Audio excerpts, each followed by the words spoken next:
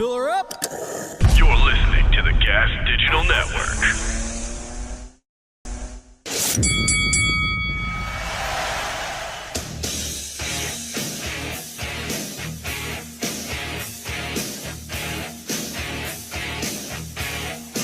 Ladies and gentlemen, your host for the House of Hardcore podcast, Tommy Dreamer.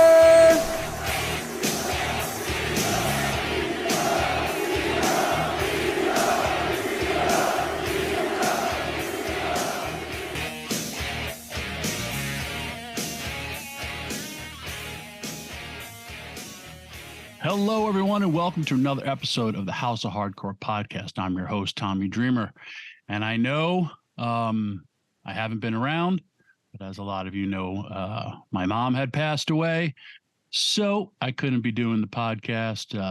Was tending to her, but now we're back, and I'm back with one of my favorite people and someone that I kind of consider my giant son.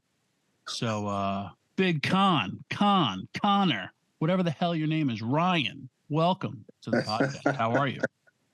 Oh, thank you for having me, Tommy. Oh, my goodness. Hell of an introduction. Getting that mother passed away sympathy, you know? Oh, it's just stop. I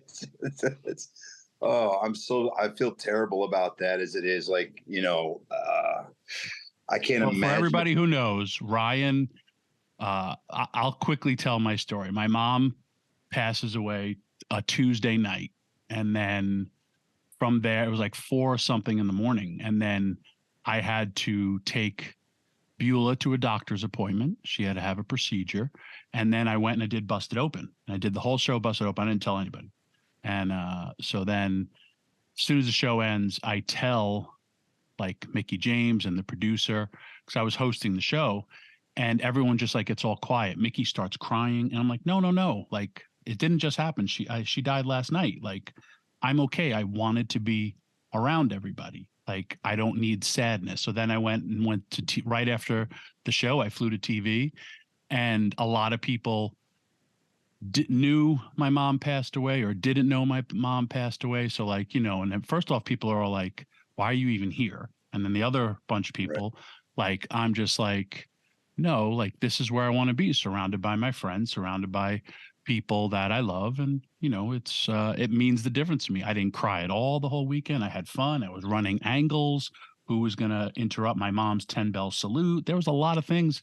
By the end of the day, I was winning the Impact World title, only in my head, but all the things that I would have done. I mean, you're talking about someone who I booked Just Incredible to interrupt my grandfather's legit 10-bell salute when he passed. So different times. I don't think we could get away with doing that, but everyone was awesome. But then also Ryan, like when he would be, or other people would be like, yo, why is this happening? I'd be like, or like, well, what if they did? I'd be like, I don't know, man. My mom just died. And I just walk away and make people feel horrible or like their problems in wrestling, or like where they're discussing a finish and how come it has to be like this.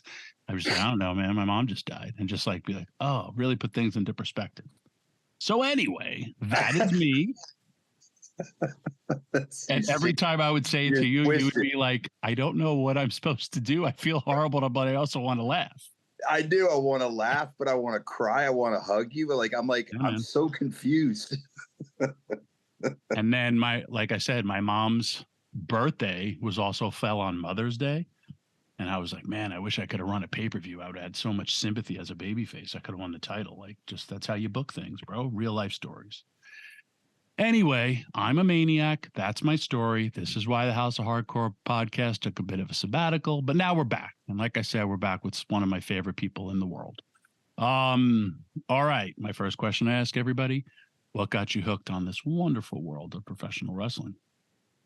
Yeah, well, that's a great question. Wrestling for me has always brought my family together. During the days of pay-per-views, it would always be a big family get-together.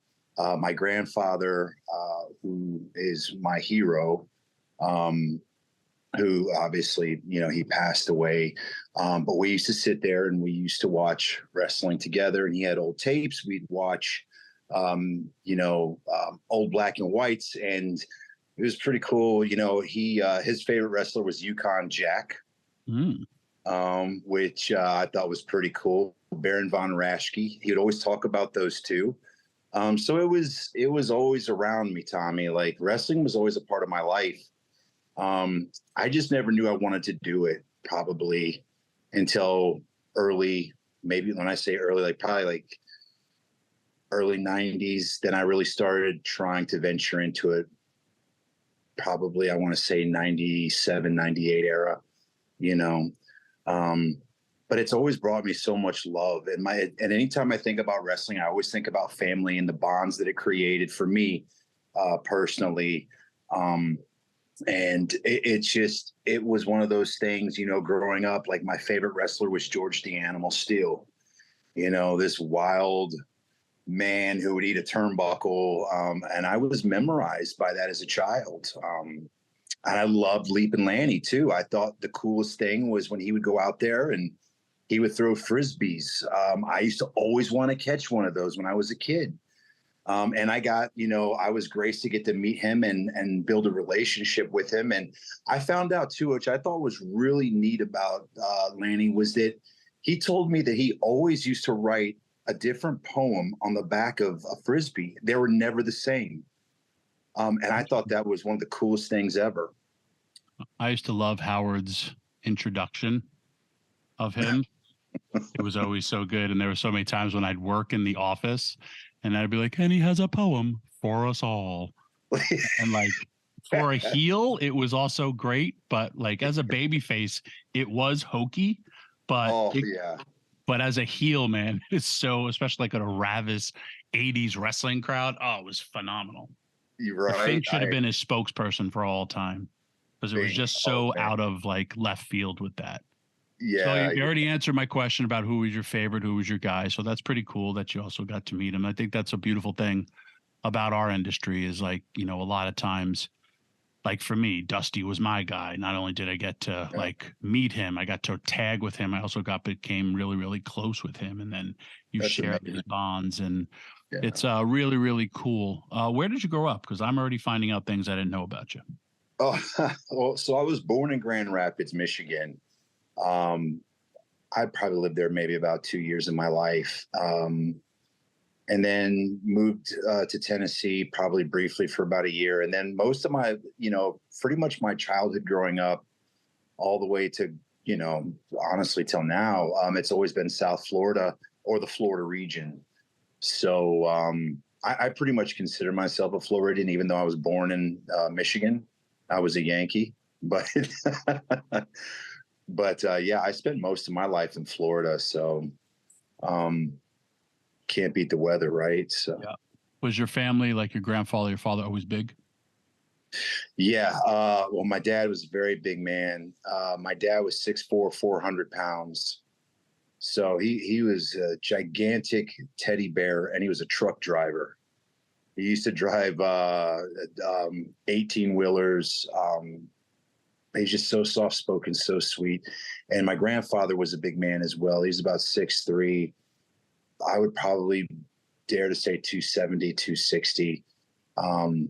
So I guess just a lot of, but the women in our family are really tiny, which is bizarre, but dad was a big, big man. That's cool. When did you have aspirations of like wanting to be, I mean, you said what year, but like how old were you? How'd you go about it, and who trained you? Oh man, you're going to love this one. I don't even know if I told you this story before. I've already found out like you were born in Grand Rapids. I didn't even know that either. And I thought, I'll call you my son. Now you're my bastard son. Oh man. So this is crazy, like how it all started, because how this whole venture started was I was really, so I didn't have the best grades in school. But I went to a JUCO, signed up for it. I had to do a couple years there, but I wanted to go to FAU to play for Howard Schnellenberger.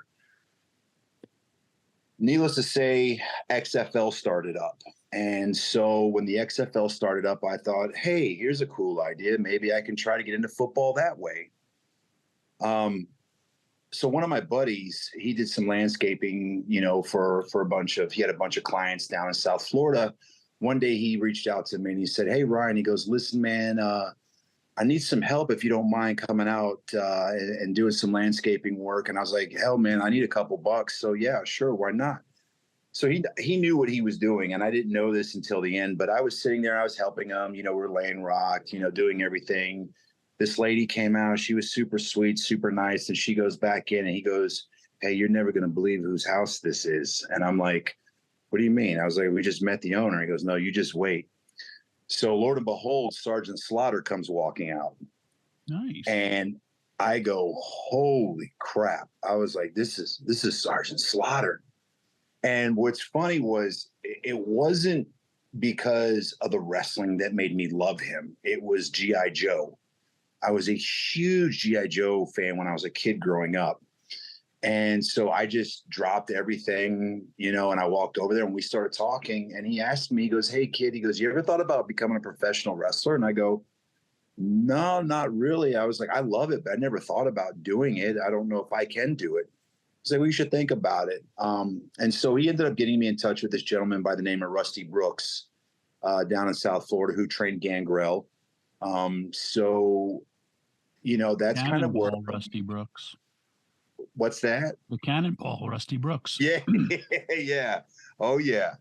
And he took me under his wing, and then of course I branched out and met Soul Man Alex G, where then I met Norman Smiley, and then we trained with Rocky Johnson for a little bit. So it just kind of, it's like you said, like with the wrestling aspect, it just grows. You meet all these great people, and but that's how it all started. It all started in the backyard laying rock for Sergeant Slaughter. Nice. I wish you would have came out in military garb and said, "Get off my lawn, puke." With that big old chin of his.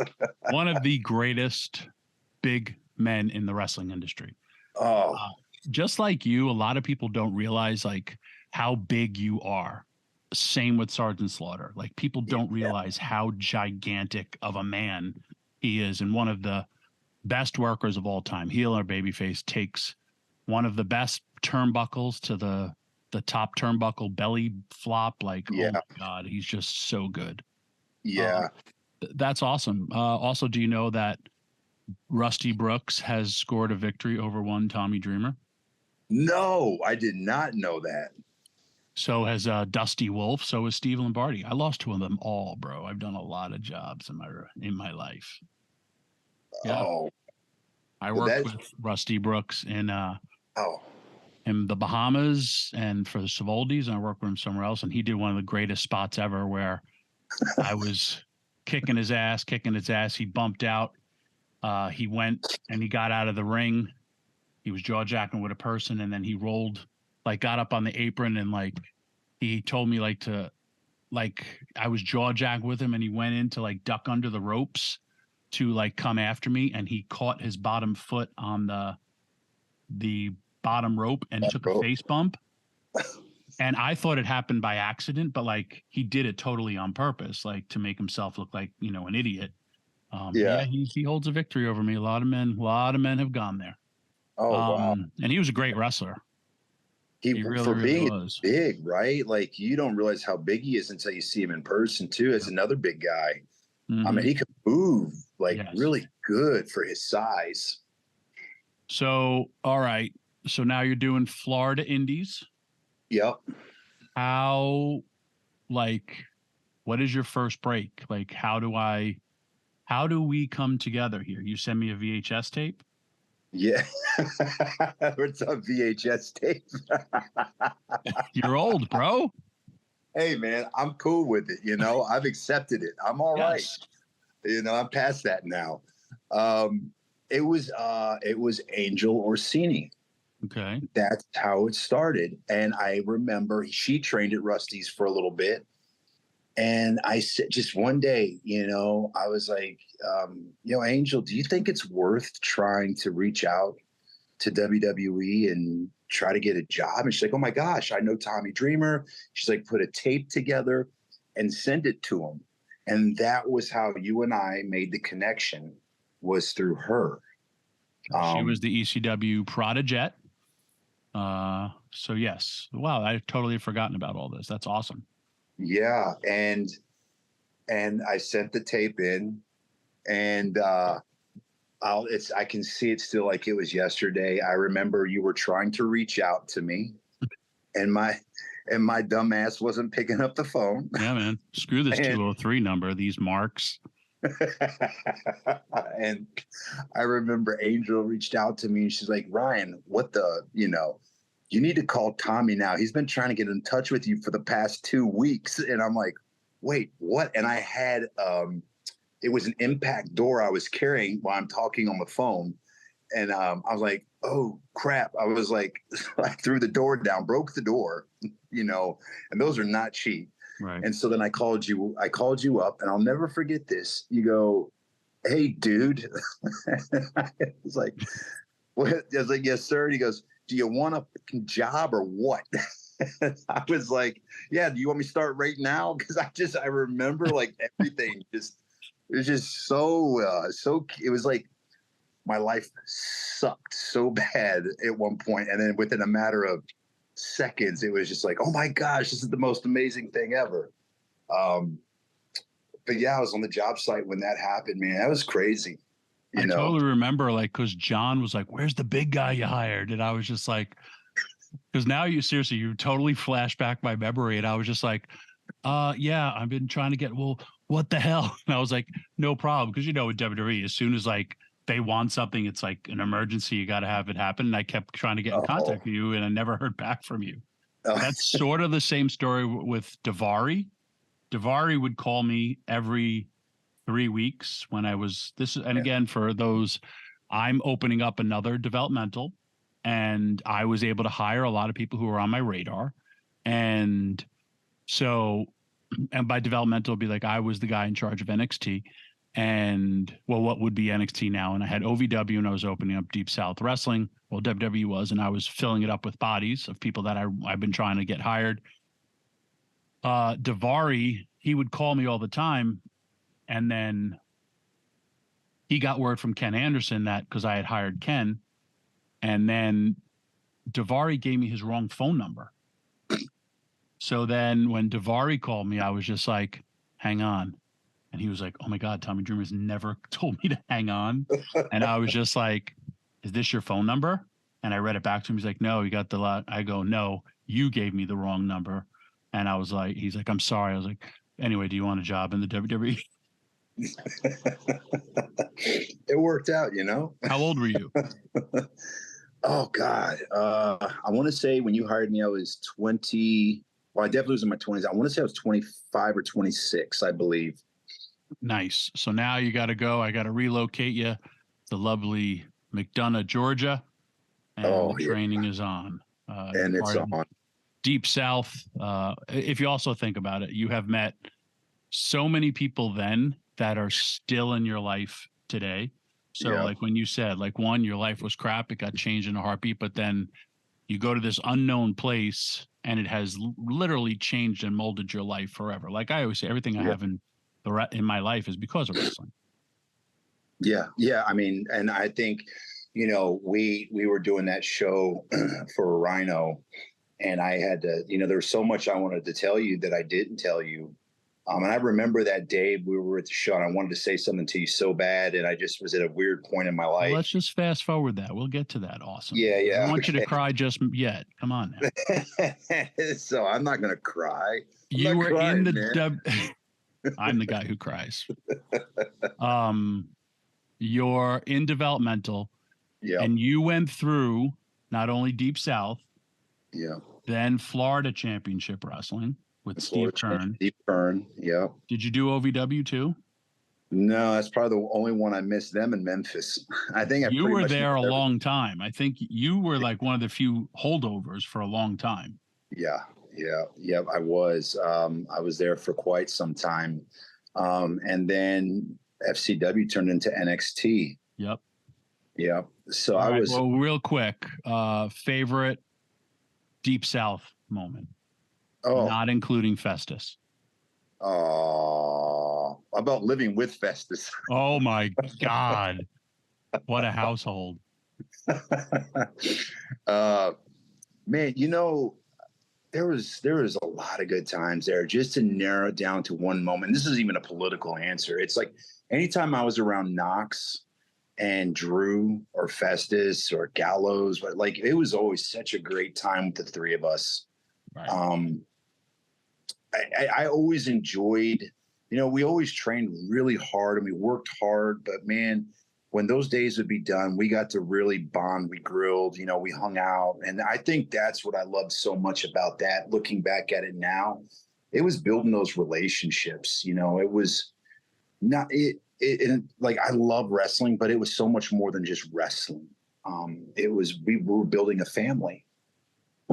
One of my favorite Deep South, I have a lot of Deep South memories, but one of my favorite when it regards Gallows is me and the Miz are tagging against Knox and Nykirk, and we go over, big celebration. Miz is like their top baby face.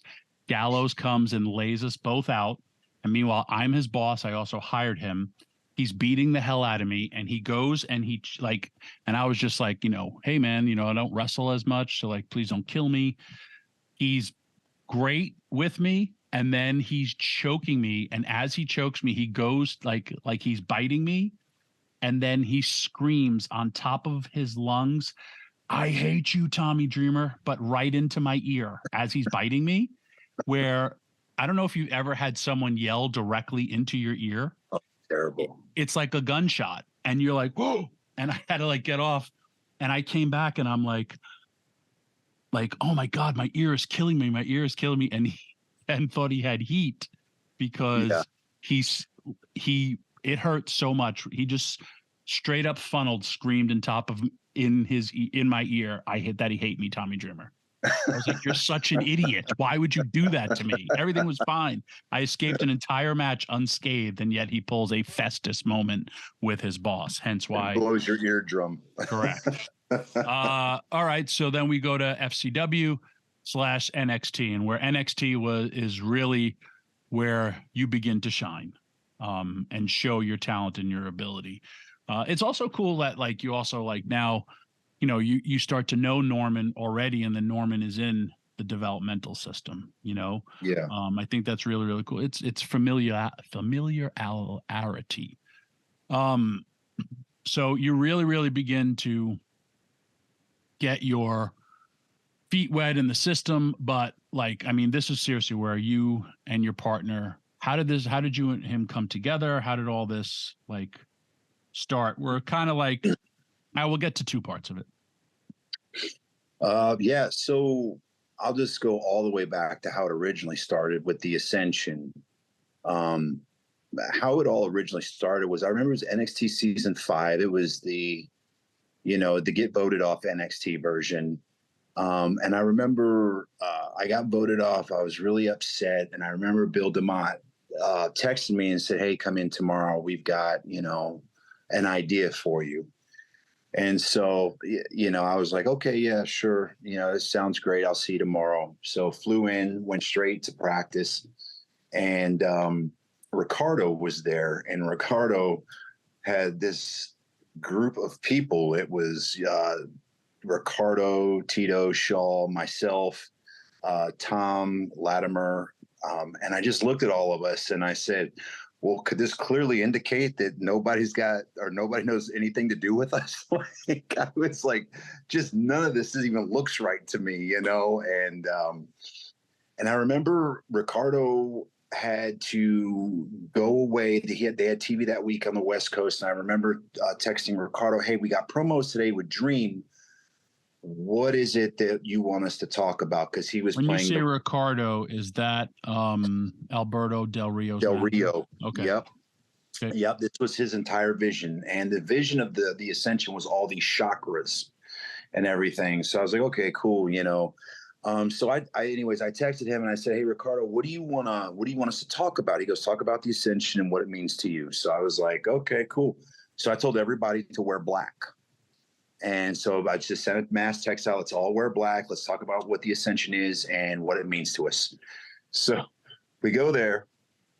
And I don't know what it was, but I saw like this vision hit me where I was, okay, well, Shaw's in the group. Shaw's the female. We put the female up front. She's the eye candy. We start just staggering everybody in different places. So it looks like we're spread out. So we all each set a line. Boom, boom, boom, boom. Shaw hits. We are the ascension and we will rise. Out. Dream comes out and he goes, "Come on, baby. Come here." And I was like, oh man, I really screwed the pooch on this one, right? That's what I'm thinking. And so I go there and he goes, "I want you to watch this back and look at how this looks on TV." And I remember watching it and I was like, wow, this looks really cool. And he goes, "What does it make you think of?" And I go, "I don't know." And he goes, "It makes me think of vampires." And I was like, oh, cool. I was like, yeah, I could see that. And he's like, "What's that one called?" And Shaw goes, "True Blood." He goes, "Yeah, True Blood." And he goes, I'll never forget this. He goes, "Ricardo's out." It's like, oh, man. Wow. So I got Ricardo kicked out. I go, oh, no. And he looked Dream with a straight face, looks at me. He goes, "Do you want to tell him or you want me to tell him?" And I go, "Dream, I can't tell him this, man." I was like, I just texted about 3 hours ago what he wanted us to talk about. And so he's like, "Oh, I'll tell him." So that's how it all formulated. Then eventually Tito went on to go tag with Primo, and they did their things with the Los Matadors. Shaw kind of wanted to go her own direction. I ended up actually getting injured that year. I broke my back. So I had to sit out for about 10 months. So Tom took this thing by, basically himself and ran with it. And they just, Dream had such a great vision of things, and Right.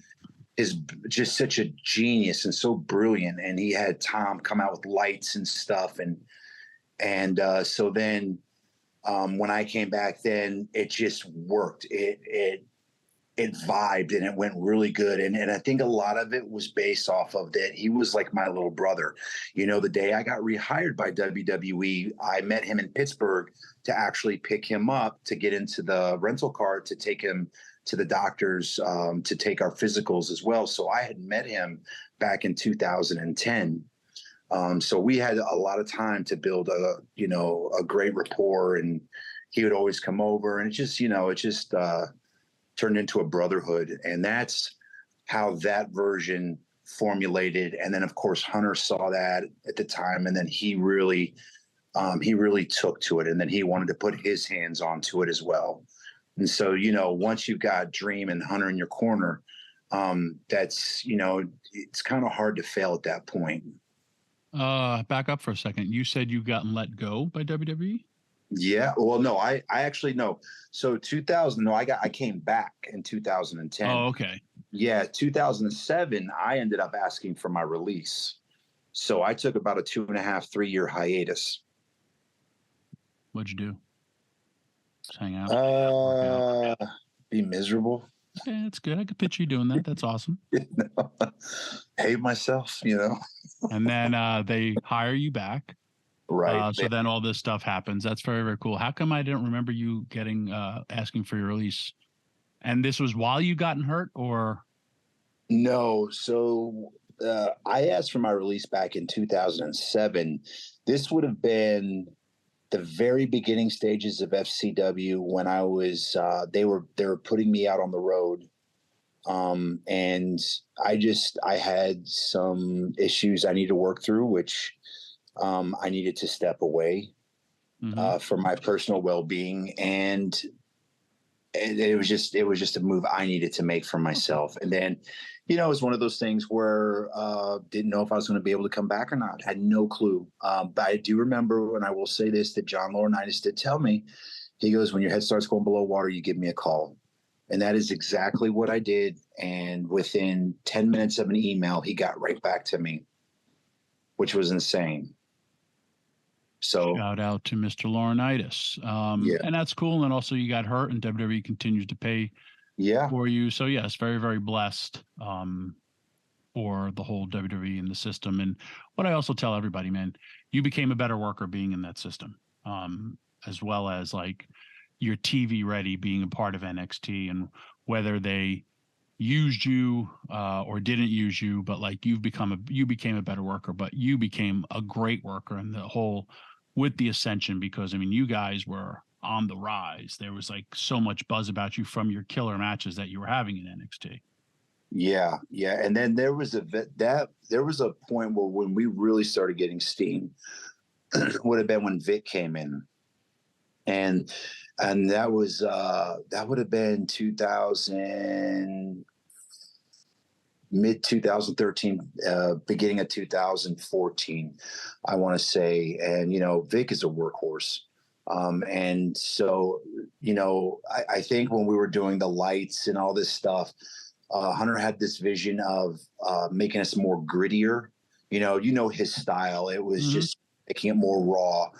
And so that's when the heavy metal started coming into play, the chains, and and that was more us anyways, because that's kind of, that's the music we listen to. That's kind of how we rock out. And that's just the way we work. And so Hunter was essentially letting us just do what we do. Now you get called up to the main roster, and you kind of had then like more of a Demolition vibe. Right. Your choice, or no? That would have been the creative department. And so even it's there's so many people have mixed emotions about it when we talk about it. But when I look at it, I always think about how grateful I was for that, because the way I try to look at it is, I got to be in the ring with some really, really talented, incredible human beings. When you get to go in there and stand across from Scott Hall and Kevin Nash and, DX and, then you got Bradshaw and Farouk, and to know that the company trusts us with them. And that was the biggest thing for me. I never looked at it as like, oh, they're kicking our asses in the ring, this and that. I mean, we're heels. That's what's supposed to happen. Number one. Number two, I was prideful with that, because that was the company saying, we trust you with these guys to do the best job that we know you can do with them. And that's the way I've always looked at it, with that approach. And, and it was different. It wasn't what we wanted to do, but we did the best that we could with what was given to us. And you were there. I mean, you were on the main roster for a while too. Yeah. I was, it would have been 5 years, 2015 to 2020. Nice. So essentially, Tommy, you hired me in 2005, and you gave me a pretty long run. How about 10 years later, Tommy Dreamer comes back to the WWE to feud with the Wyatts, walk into a live event. There you are. You're back. And so then you let go. Do you have a favorite moment about WWE? Oh, man, I loved being on the road. I loved being with, I loved traveling with Rhino and Heath, especially with Rhino, because he's got these weird, finicky ways about himself. And yeah, he's crazy. And he just entertains me just to watch him. I love the boys, man. Like all the boys, locker room, being around it. Yeah, they were so awesome, man. And it made it so worth it. I love the live events. I love watching Arn sit there and, people walk up to him and say, what did you think about my match? And you could see Arn, just do Arnisms where Arn's seen everything but the wind, it's so there's just so much that when I look back, I'm so grateful for it. And I did, I will say this. There was a part when everything kind of went stale for us for a while. The Fashion Files turned into a lot of fun. And I was really digging the Fashion Files. Matter of fact, I think I got a little too into it. But I think when we were doing the Fashion Files thing there, and it was catching some buzz. And we were just getting to do what we wanted to do. And it was great, Tommy, because like everyone loved it, right? The writers, Road Dogg, we'd all sit there and we'd all Like, this is going to be so great. And we'd all watch Vince to see what Vince was going to do, if he was going to pop to it. And Vince would be like, all the boys would stop and they'd all look at him, and the writers would look at him, and he's like, I don't get it.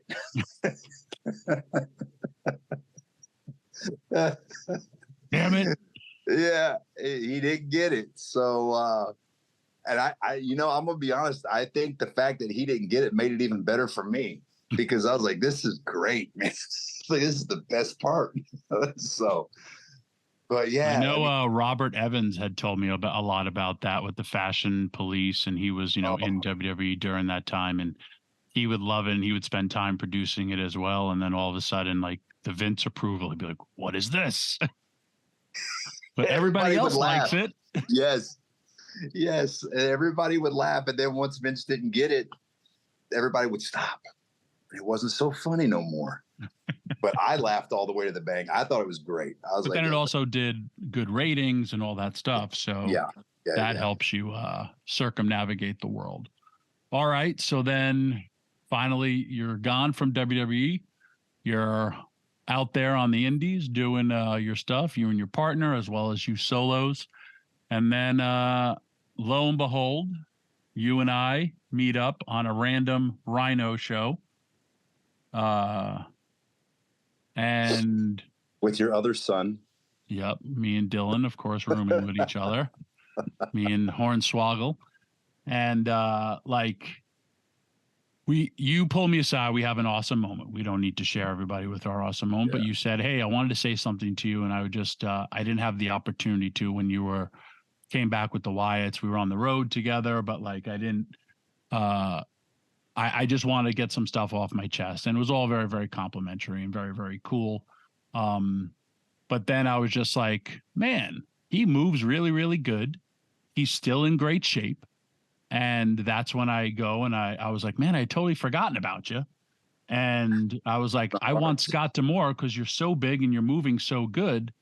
Like somebody we could use an impact. And this the first time you go and meet Scott. I remember we're in the kitchen and I introduce you. You have a nice little introduction. You go about your way. And then at the end, Scott's like, man, he's in good shape. That's number one. And I was just like, yeah, he is.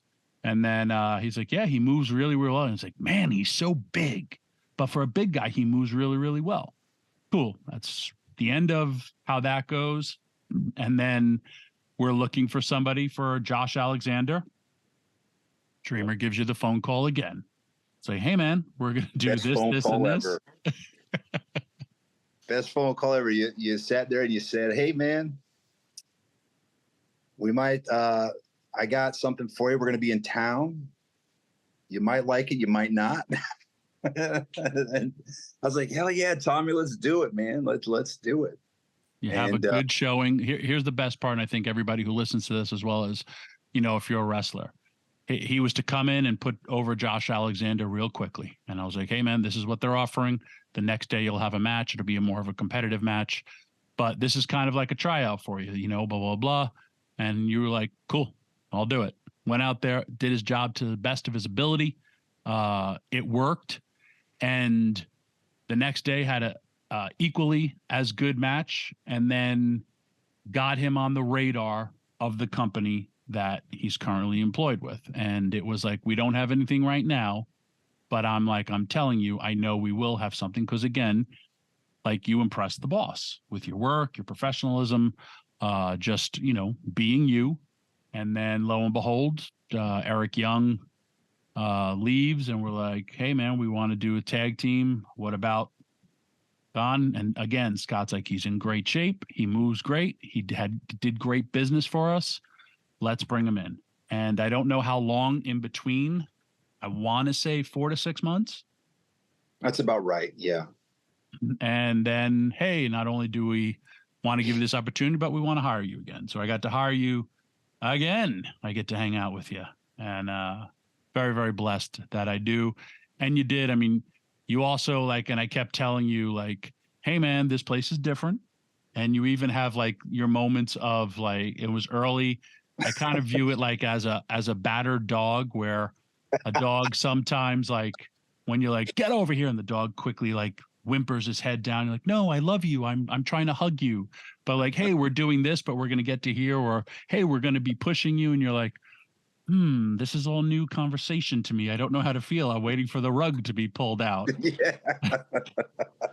But that's how we are in Impact. It's much different. I mean, for you, it's an awesome locker room. It's a great vibe.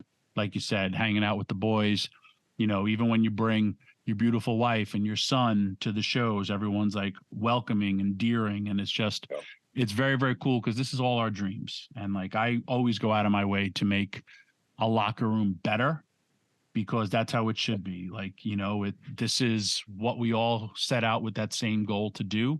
And we're doing it and having fun doing it. That's what wrestling should be, right?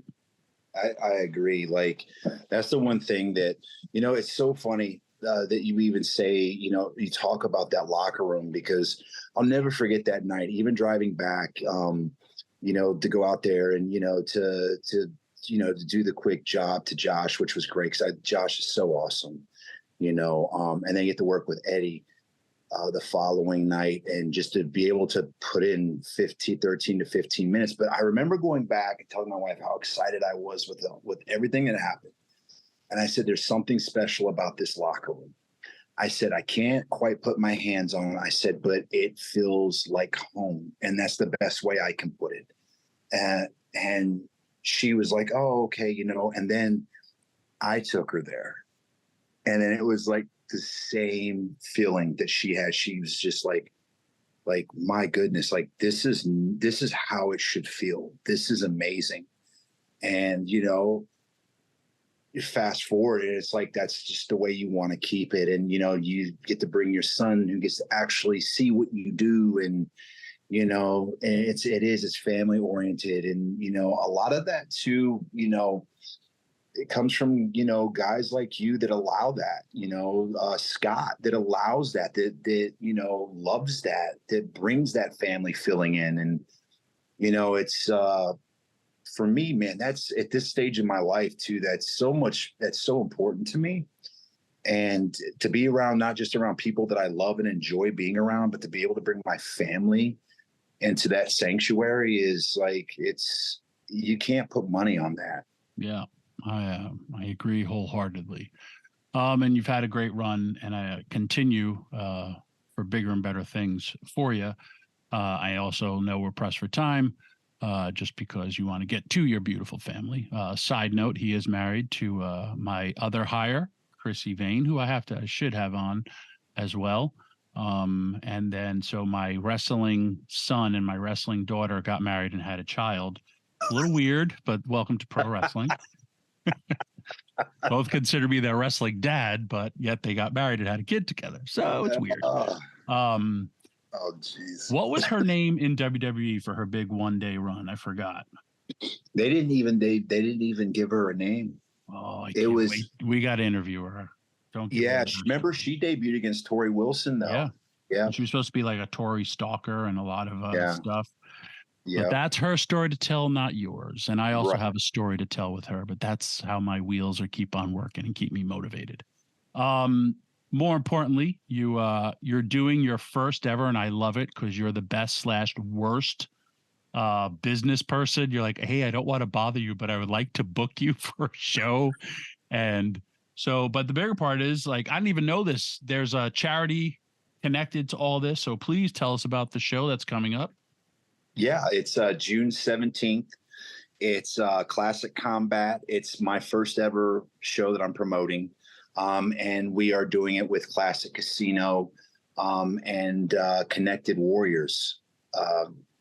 So I ended up building a relationship with the founder / CEO or whichever, her name's Judy Weaver, and building this relationship with her and a couple other people. I really strongly believe in this charity.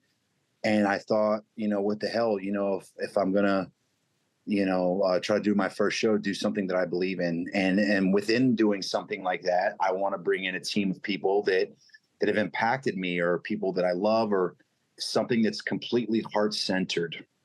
So June 17th, that will take place at Classic Casino.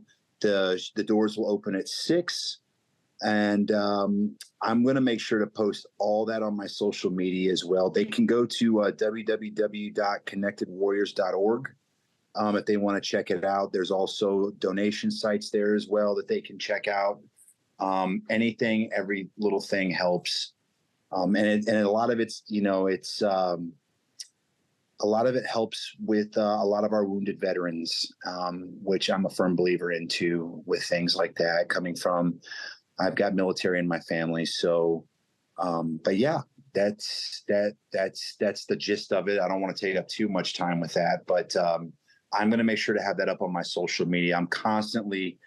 And your social media is big_con1 on Twitter, Instagram, Facebook, both.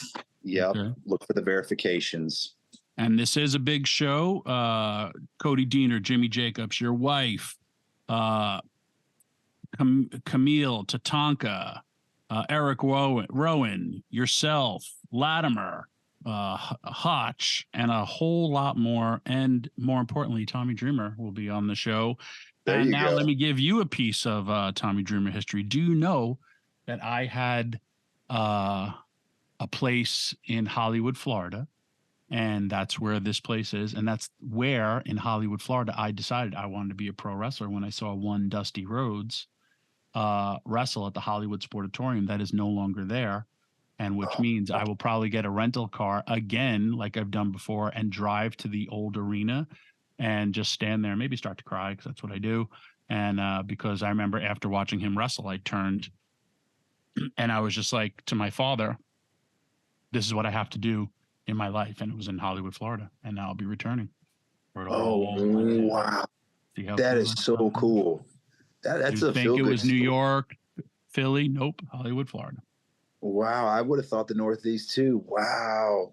So now you know that I'm going to be coming in that Friday too. And that might mean that, I may go together and just cry. Yeah. That's where I bought my first ever 8x10, bought my first ever wrestling shirt. And seriously, on the ride home, I told my dad, that's what I have to do.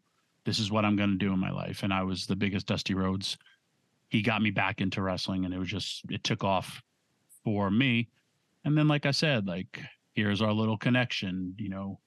I meet you through ECW, through a connection, and then Dusty Rhodes becomes like your guy. Dusty was my guy. And just, it's a beautiful kind of exclamation point on a story of life.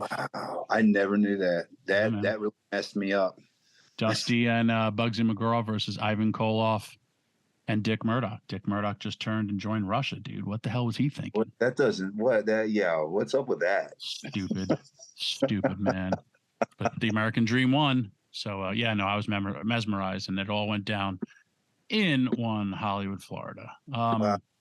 Anyway, thank you for coming on, and hope for everyone comes out to this event, especially donate to the charity or be a part of it. Just have fun, but also, like I said, I love being around you. Love your life story, because I've kind of been intertwined in it for a long, long time, and it's very, very cool. That's it. You got anything else you want to talk about or no? No, I just love you. I can't. I love you too. Well, that's it. The big man loves me. That's all I got. He's my favorite bear. I hug him. His gross chest hair touches my face, and he's gross, but I love him. Anyway, that is this week's House of Hardcore podcast with the one and only Con.